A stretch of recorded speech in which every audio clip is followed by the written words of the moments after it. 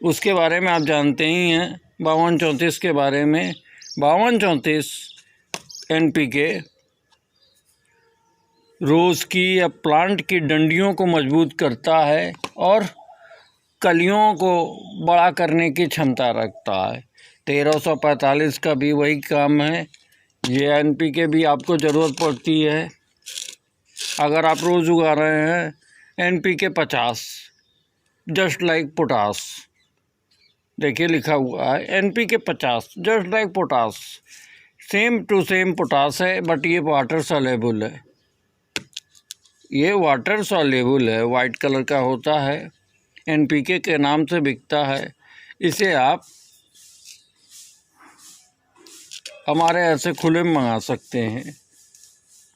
Packet मंगाना है तो आपके पास बहुत सी कंपनियां हैं, ठीक है, आप उनसे मंगा लीजिए। लेकिन खुले में थोड़े में चाहिए, आपके पास पैसे बहुत ज़्यादा नहीं है, तो वो सुविधा मेरे यहाँ है, ठीक है। अब आता है कैल्शियम का नंबर।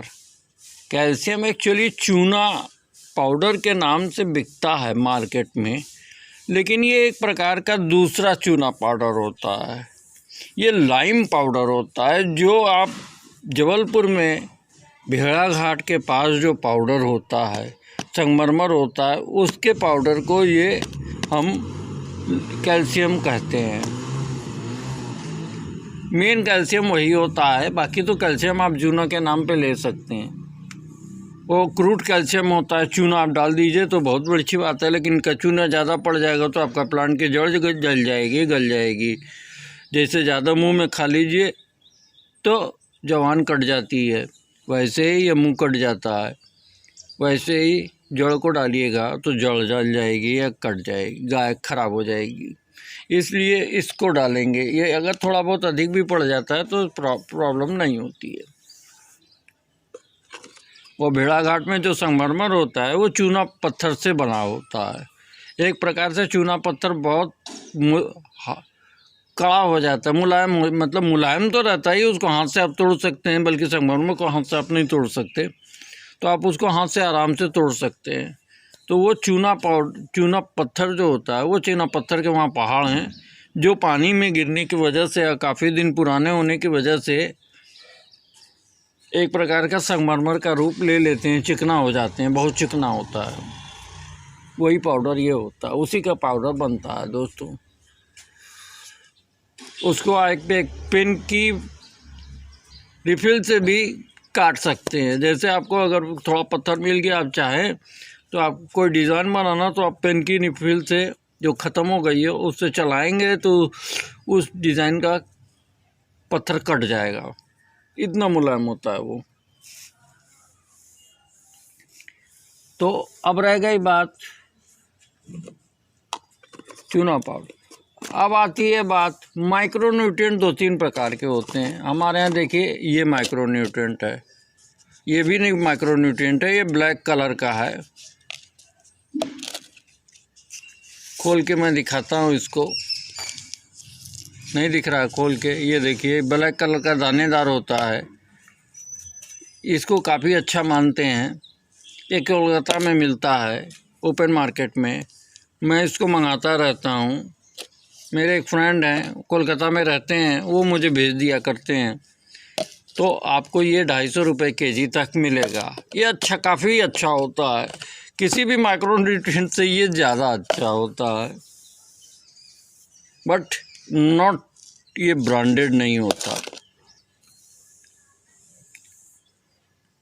अब आता है नंबर हमारे सामने जो आ रहा है दोस्तों, मैं दिखाता चल रहा हूँ आपको। Routing hormone.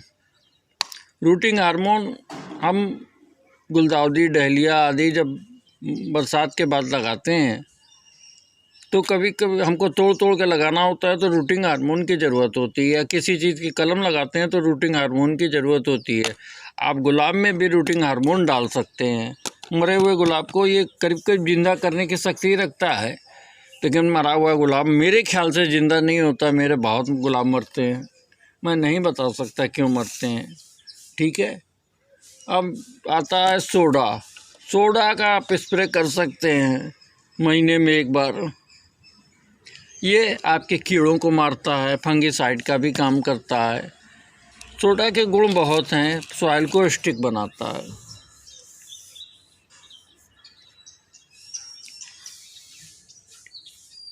अगर आपके पास फंगिसाइड पाउडर नहीं है तो हल्दी आप सबके घर में होती है, आप हल्दी लेकर स्प्रे कर दीजिए पानी में मिलाकर 2 ग्राम के हिसाब से, 2 से 3 ग्राम मिला लीजिए। इप्सम सॉल्ट, ये बहुत महंगा प्रोडक्ट तो नहीं है दोस्तों, लेकिन थोड़ा ब्रांडेड में जाएंगे तो थोड़ा सा महंगा है। ये 150 रुपये केजी है और 90 रुपये केजी भी आता है। आपको मेरे यहाँ से दोनों मिल जाएगा, जो आप चाहिएगा वो ले लीजिएगा। ठीक है दोस्तों, इप्सम सॉल्ट के बारे में मैं बता दूं कि इप्सम सॉल्ट पत्तियों को पीला होने से बचाता है, ब्रांचेज निकालता है और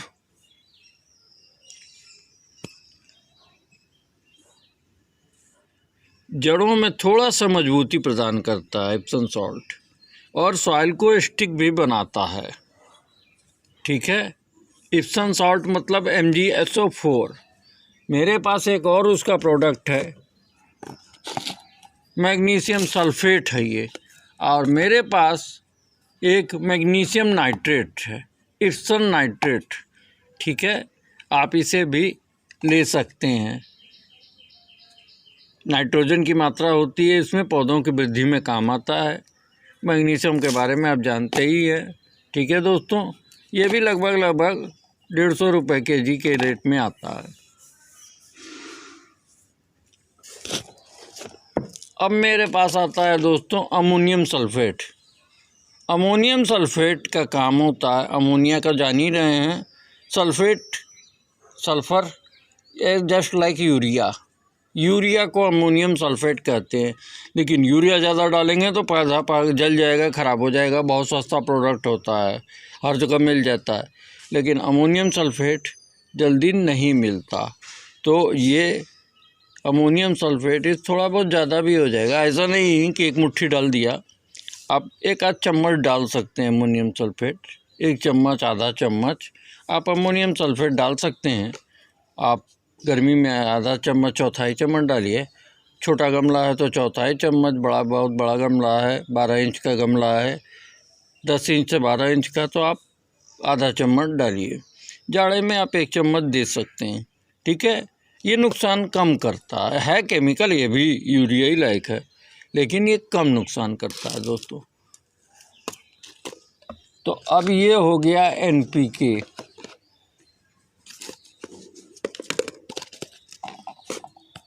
ज़रा सा सामान हटा दो दोस्तों।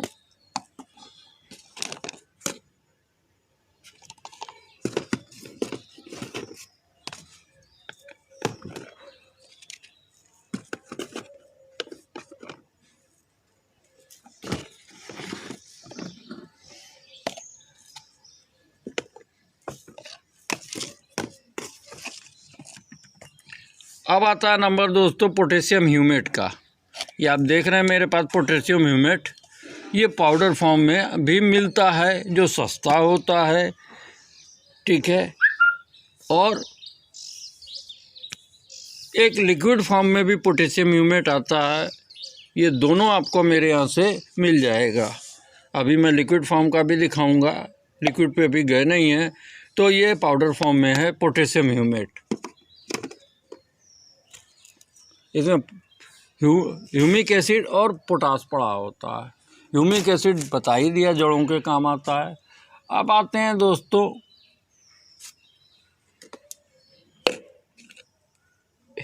ये भी है, ये एक जिबरेलिक एसिड होता है। ये पौधों की लंबाई को बढ़ाता है, पौधों की लंबाई को बढ़ाता है। ठीक है, बहुत थोड़े अनुपात में यूज किया जाता है इसको। ठीक है, ऐसा नहीं है कि इसमें नोड्स बढ़ा देगा, पत्तियां बढ़ा देगा, लेकिन लंबाई को, हाइट को बढ़ाता है। इसका इस्तेमाल अगर आप करते हैं तो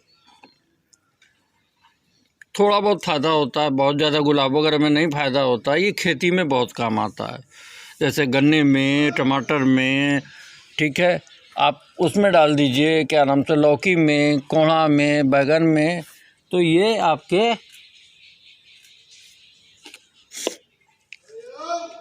फायदा करता है, उसमें लंबाई उसको बढ़ा देता है।